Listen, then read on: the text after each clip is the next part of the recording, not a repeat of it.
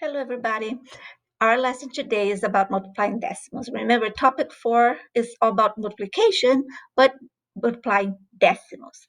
When we did our first lesson, when we had to multiply by the powers of 10, 10 to the first power, 10 to the second power, and so on, or by 1/10 and 1/100th, we talked about shifting the digits either to the left if they were increasing in value or to the right if they were decreasing in value.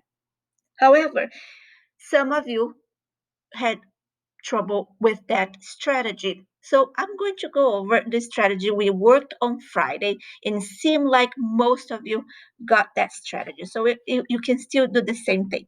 You just have to be careful because of the decimal point. So the first one I'm going to do is 3.1 times 10 to the third power. Before, whenever we had something like this, we always talked about copying the number, which you are going to do, but this time you're going to leave the decimal point out. Just copy the digits down, okay? No decimal point. That's what you have to be careful about this one. And then you go back and you add the number of zeros according to the exponent. Here it says 3, so I'm going to add 1, 2, 3 zeros. Please be careful. Don't go and say, okay, comma here, 31,000, because that would be incorrect. Because we are talking about a decimal here. You need to figure out first the decimal places. Here, when you go over here, the decimal point is here, right? After the decimal point, we have one digit, which is in the tenths place, right after the decimal point. Well, when you come back to your answer, you're going to start here and you're going to mark that one digit after the decimal point. Well, if it's after the decimal point is going to be here, just like it was there. Now you can see that this value, then you count your 3 places. This number is actually 3,100. So it's easier to do that if you think about it. If you are careful about the decimal place, it can be done. Okay, I'm going to show you another example, except that now we are not going to increase the value. Remember, when you multiply by multiples of 10, it does increase in value. It went from 3 to 3,000. Now we are going to do one where I'm multiplying. Well, actually, I'm going to do the same thing here. Sorry, I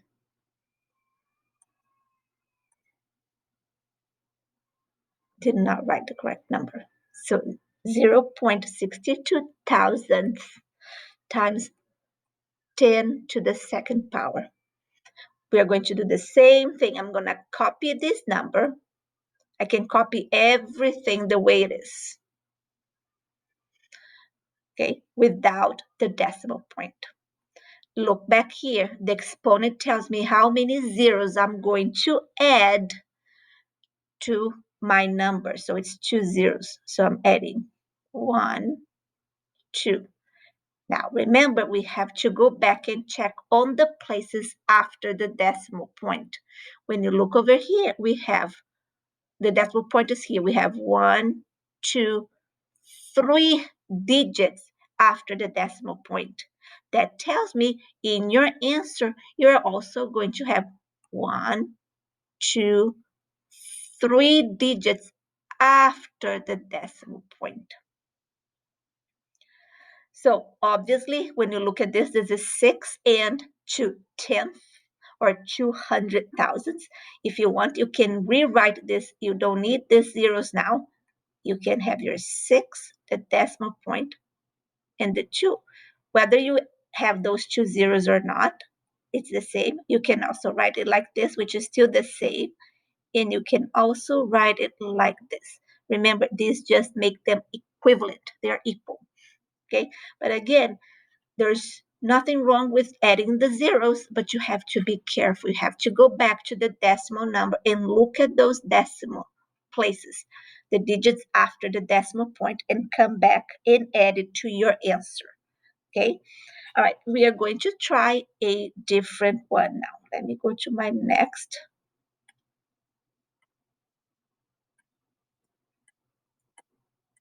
So the next one I'm going to do is multiplication by the 10th, which we talked about the shifting, because when you multiply by 1/10, remember, if I multiply this by 1, it would be the same thing. But this is not even, it's almost like a zero there. It's 1/10. It's very small number. So the answer is going to be less than it was before. And remember, only when there is nothing in the whole place, in the ones place, we can talk about that, right? So here, remember, this is, we're going to use the same strategy we did before. So the first step, what you're going to do, you're going to copy the number stacked up like this. Now, this happens that the numbers, the decimal points end up being lined up properly, but you don't have to in multiplication. In fact, we don't need to line. Sometimes they're going to be off. Then we go to the second step. Second step, we are going to copy the numbers without the decimal point. Well, this is actually the same thing as 0, 1. Well, this number means 1. So I can actually erase this 0 here and leave it that way. Boys and girls, this is the easiest thing to multiply now, because 1 times 7, 7, 1 times 3, 3, 1 times 6, 6, or 637 times 1 equals 637, right? But the third step, remember, is to go back to where you were before, step 1. So I'm going to copy my answer here, but I'm going to go to my original question, and I'm going to see how many decimal places I have after the decimal point. Well, there's a decimal point here, one place here. There's a decimal point here, one place here. Well, 1 plus 1 place here equals 2 places. So that's what you have to be careful. There is 1 place here, 1 place here after the decimal point. So it's 2 places after the decimal point in my answer. So it's going to be 1, 2. The decimal point goes here. Decimal point, 2 places. Decimal point 1, decimal point, second number here. 2 places. 2 places. So the answer is 6.37. Okay, so it's pretty simple, but we have to be careful when we count the decimal places after the decimal point. Well, let's try another one, multiplying by hundredths now. So step 1 is 681.7 times, oops.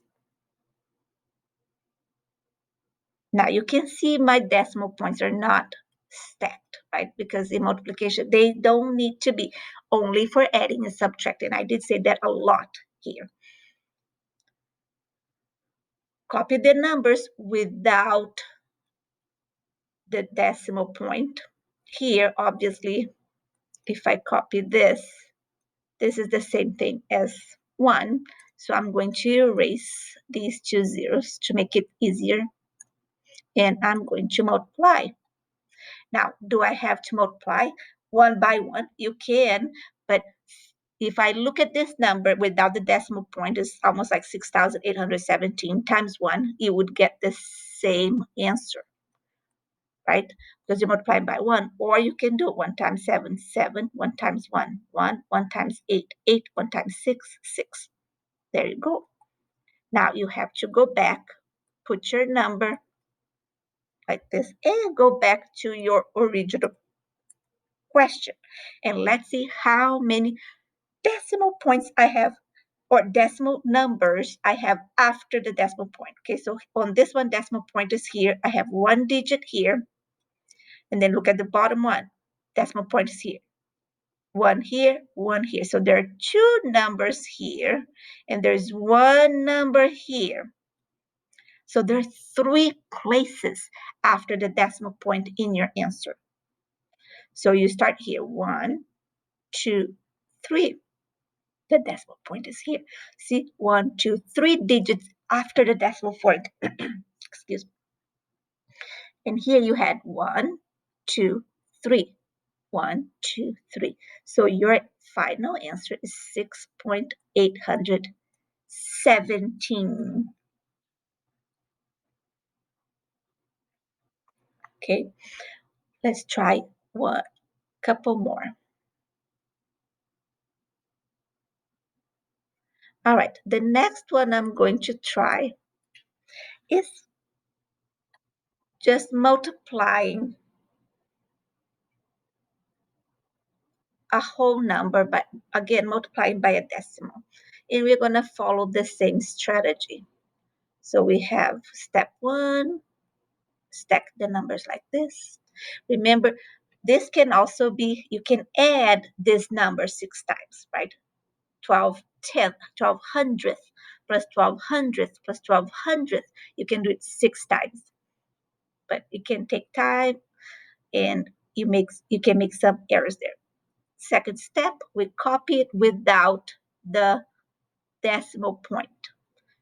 Remember, boys and girls, this 0, 12 is the same thing as 12. So I can erase this and I can do the multiplication. Now, many of you, if you know your tables, which you should know by now, you should know what 6 times 12 is. Or if you know the tables for 12, you should know what 12 times 6 is.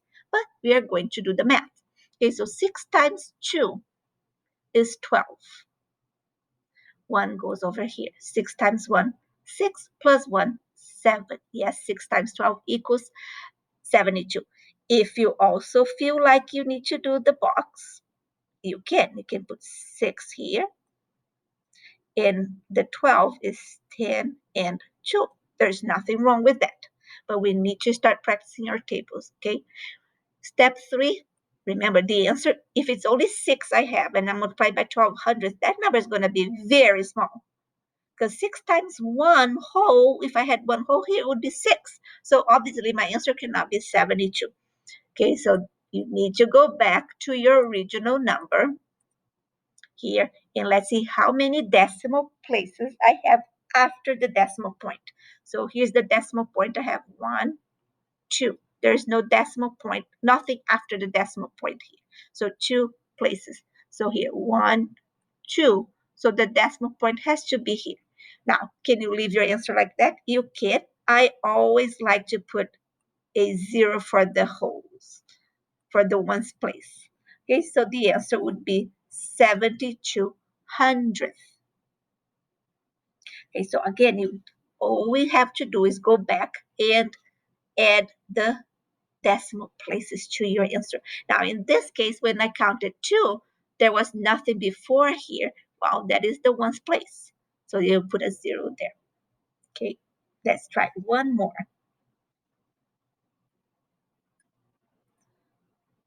Next one is 3 times 2.89. So remember step 1.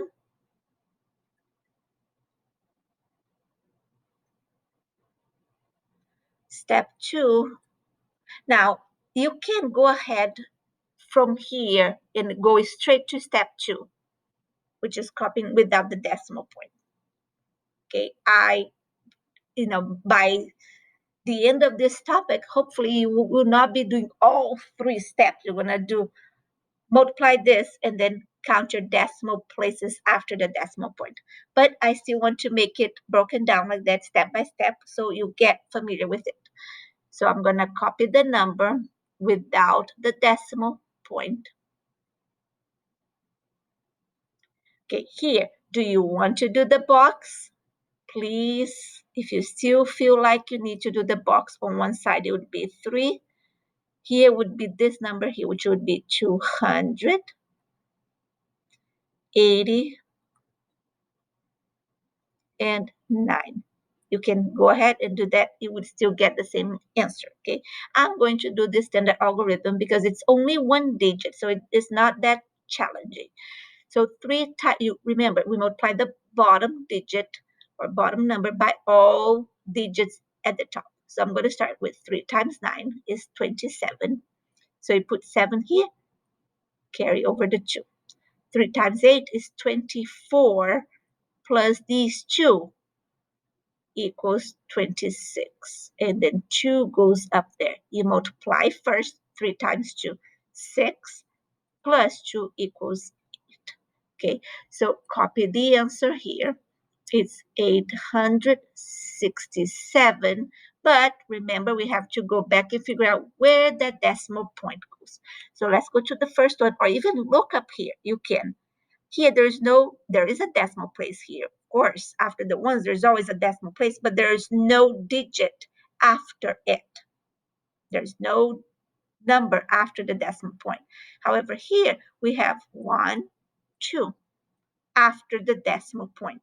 So here in this number, I will also have to have 2 digits after the decimal point. So I start from the right side. I do 1, 2, and I put my decimal point here. So the final answer is 8.67. Okay, so and if you look over here, if I wanted to try that, 3 times 200 equals 3 times 2, 600. 3 times 80, you do the 3 times 8 is 24, add the 0, 240, and 3 times 9 equals 27. If I add all 3 of them, I will get 800. Oops, 67. Okay, but remember, you need to look at your decimal places after the decimal point. Every time you're multiplying by a decimal, you're going to have to do that. All right, so I hope you watch this video as many times as you need. You can go in your book. There is page 179 and 181. There are a lot of questions that you can practice using these strategies, okay? And I hope you really watch this. It will help you. And I'll see you soon in class. Bye, guys.